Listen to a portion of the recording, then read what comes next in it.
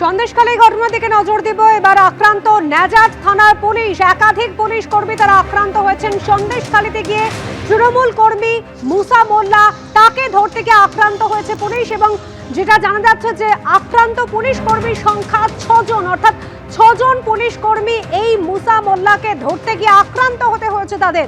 ঠিক কি হয়েছে ঘটনা আমাদের প্রতিনিধি সমীরণ পাল জানাবেন। সমীরণ,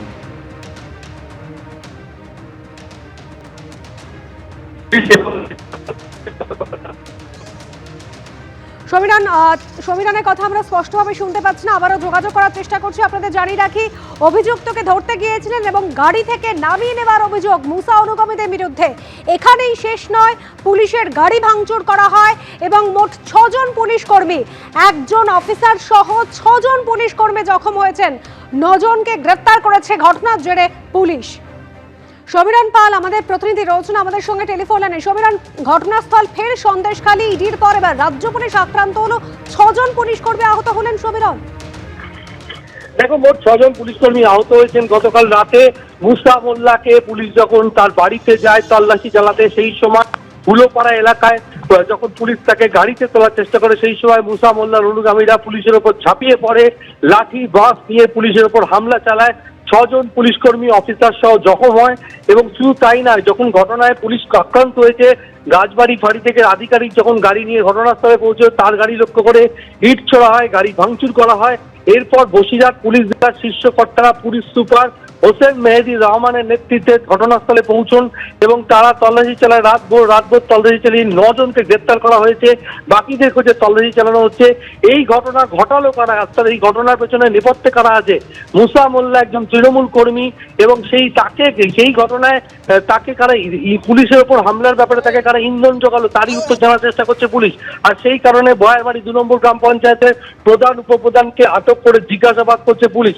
কেননা যেভাবে পুলিশের উপর হামলা চালানো হয়েছে, যে বিষয়টি নিয়ে গন্ডগোল, অর্থাৎ একটি চাষের জমি যেখানে বারবার সন্দেশখালীতে অভিযোগ উঠেছিল শাসক দলের বিরুদ্ধে, শেখ শাহজাহান, শিবু হাজদাদের বিরুদ্ধে, যে চাষের জমিতে নোনা জল দখল করে নোনা জল ঢুকিয়ে ভেরি করার কথা। ঠিক একইভাবে মুসা মোল্লার বিরুদ্ধে একই অভিযোগ উঠেছিল এবং বসিরহাট মহকুমা আদালতের তরফ থেকে 144 ধারা জারি করা হয়েছিল। সেক্ষেত্রে সেই 144 ধারা লঙ্ঘন করে মুসা মোল্লা ভেরিতে নোনা জল ঢোকাচ্ছিলেন চাষের জমিতে এবং সেই নিয়ে পুলিশের পক্ষ থেকেও পাল্টা মামলা রুজু করা হয়। তার আগে তাকে হাজির হওয়ার জন্য নোটিশ দেওয়া হয়, কিন্তু কোনো কথাই মুসা মোল্লা শোনেনি এবং পুলিশের করা অভিযোগ দায়েরের ভিত্তিতে তদন্তে গেছিল রাজবাড়ি আউটপোস্টের পুলিশ আধিকারিকরা।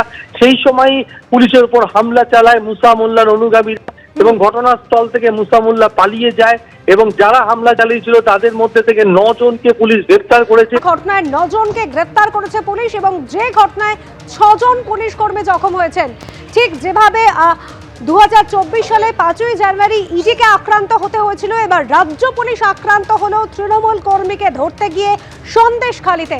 বয়ারবাড়ি 2 নম্বর গ্রাম পঞ্চায়েতের তৃণমূল প্রধান এবং উপপ্রধান, তাদেরকেও আটক করা হয়েছে, জিজ্ঞাসাবাদ চলছে। কার ইন্ধনে ঘটনা ঘটলো জানতে প্রধান এবং উপপ্রধানকে জিজ্ঞাসাবাদ করছে পুলিশ। মোট 6 জন পুলিশ কর্মী আহত হয়েছেন। পুলিশ আগেই নোটিশ দিয়েছিল এই তৃণমূল কর্মীকে, সেই নোটিশে সাড়া না দেওয়ায় রাতে অভিযুক্তকে ধরতে যায় পুলিশ এবং সেই সময় এই ঘটনা ঘটে। পুলিশের গাড়ি ভাঙচুর করা হয়, 6 জন পুলিশ কর্মী জখম হয়েছেন। গোটা ঘটনা নিন্দা করেছেন বিজেপি নেতা সজল ঘোষ। কি বলেছেন শোনাব। এরা সবাই শাহজাহান, হুমায়ুনের বংশধর। এদের কাছে রাজ্য পুলিশ কিংবা কেন্দ্রীয় পুলিশ ব্যাপার নয়, কিন্তু এরা সবাই তৃণমূল। আর মারছে যাকে, তারা হচ্ছে তৃণমূলেরই পুলিশ। এদের স্বার্থে ঘা পড়লে এদের কাছে রাজ্য কেন্দ্র কোনো কিছু আলাদা নয়। এরা যে মমতা মাইকি জয় করছে আর মমতার পুলিশকে ধরে মারছে, কারণ এরা কেউ রাজনৈতিক কর্মী নয়, এরা তৃণমূলের কর্মচারী। এদের কাজ শুধু টাকা তোলা, আর they are all controlled by Shahjahan. Shahjahan জেলের ভেতরে বিলাসবহুল জীবন কাটাচ্ছে, জেলের ভেতর থেকে পুরো ফোনে ফোনে সমস্ত কিছু সে অপারেট করছে। নেজাতেই আছে, সন্দেশখালীতেই আছে। যে ঘটনা গতকাল সন্দেশখালীতে ঘটেছে তা কিন্তু প্রথমবার নয়। ঠিক 2 বছরের মাথায় ঘটনার পুনরাবৃত্তি হলো বলা যায়, কারণ 2024 সালের 5ই জানুয়ারি ইডি আধিকারিকরা আক্রান্ত হয়েছিলেন। কেন্দ্র এজেন্সি রেশন দুর্নীতি তদন্তে পৌঁছেছিলেন শেখ শাহজাহানের বাড়িতে। সেদিন ইডি আধিকারিকদের আক্রান্ত হতে হয়েছিল 2024 সালের 5ই জানুয়ারি। 2 বছর পর আরও 1 জানুয়ারি মাস 2026 সালের 3রা জানুয়ারি রাজ্য পুলিশকে আক্রান্ত হতে হলো তৃণমূল কর্মী মুসা মোল্লাকে ধরতে গিয়ে। সেদিন ঠিক কি ঘটনা ঘটেছিল 2 বছর আগে? রেশন দুর্নীতি তদন্তে কেন্দ্র বাহিনীকে নিয়ে শেখ শাহজাহানের বাড়িতে যখন গিয়ে পৌঁছায় ইডি, তখনই ইডি এবং কেন্দ্র বাহিনীর ওপর হামলার ঘটনা ঘটে। হামলাকারীদের মধ্যে থেকে শেখ শাহজাহানের নামে স্লোগান ওঠে। মারতে মারতে ইডি আধিকারিকদের এলাকা ছাড়া করা হয়।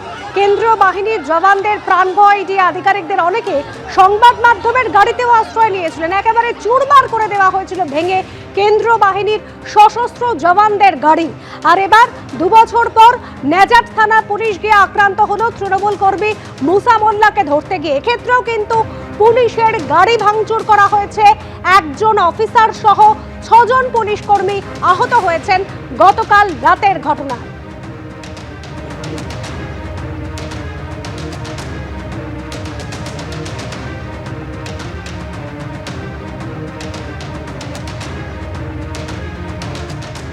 রাজ্য পুলিশের ভূমিকা নিয়ে সরব হয়েছেন, বলছেন যে যেভাবে পুলিশ আক্রান্ত হলো, তৃণমূল কর্মীদের মতনই আচরণ করেছে পুলিশ এবং তৃণমূল কর্মীদের হাতেই তাদের আক্রান্ত হতে হচ্ছে।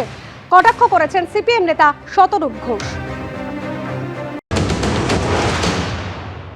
পুলিশকে এত বড় আসপর্দা কে দিল যে মমতা ব্যানার্জির টাকায় মাইনে পেয়ে মমতা ব্যানার্জির জমিদারির দ্বাররক্ষী হয়ে মমতা বন্দ্যোপাধ্যায় ভাই ভাইপোদেরকে ধরতে যাবে, তাদেরকে জিজ্ঞাসাবাদ করতে যাবে? তো পুলিশ যদি আসপর্দা দেখায় তাহলে পুলিশকে যা পরিণতি হওয়ার তাই হবে। আসলে পশ্চিমবাংলায় গত 13 বছর ধরে 14 বছর ধরে তৃণমূলের জোহুজুরি করতে করতে না পুলিশের মেরুদণ্ড শেষ হয়ে গেছে, সেটা তো একটা কথা। তার থেকে বড় কথা হচ্ছে তৃণমূল নেতারাও জেনে গেছে যে পুলিশ হচ্ছে আমাদের বাড়ির চৌকিদার, পুলিশ হচ্ছে আমরা রাজা, পুলিশ আমাদের রাজপেয়াদা। সুতরাং তারা জানে যে পুলিশকে এটাই করণীয়, এটাই করতে হয়। ছজনকে ধরেছে, কালকে সকালবেলা কোর্ট থেকে বের হয়ে যাবে, আগামীকাল সকালবেলা কোর্ট থেকে বের হয়ে যাবে, 24 ঘন্টা তাদেরকে জেলে থাকতে হবে না, কাল না হলে পরশু হবে, এবং তারপরে যে সেই ঘটনা চাপা পড়ে যাবে। সুতরাং পুলিশের কাজ হচ্ছে তৃণমূলকে দেখে স্যালুট করা। পুলিশ যদি বাড়াবাড়ি করতে যায় পুলিশের এই পরিণতিই হবে। সন্দেশখালীতে আক্রান্ত নেজাট থানার পুলিশ তৃণমূল কর্মী বলে পরিচিত অভিযুক্ত মুসা মোল্লা, তাকে ধরতে যায় পুলিশ এবং সেখানে গিয়ে আক্রান্ত হতে হলো 6 জন পুলিশ কর্মীকে। গতকাল রাতভর তল্লাশি চলে এবং সেই তল্লাশির পর 9 জনকে গ্রেফতার করা হয়েছে। পুলিশের কাজ করছে। বিরোধীদের আক্রমণের জবাবে এমনই প্রতিক্রিয়া তৃণমূল মুখপাত্র অরূপ চক্রবর্তী।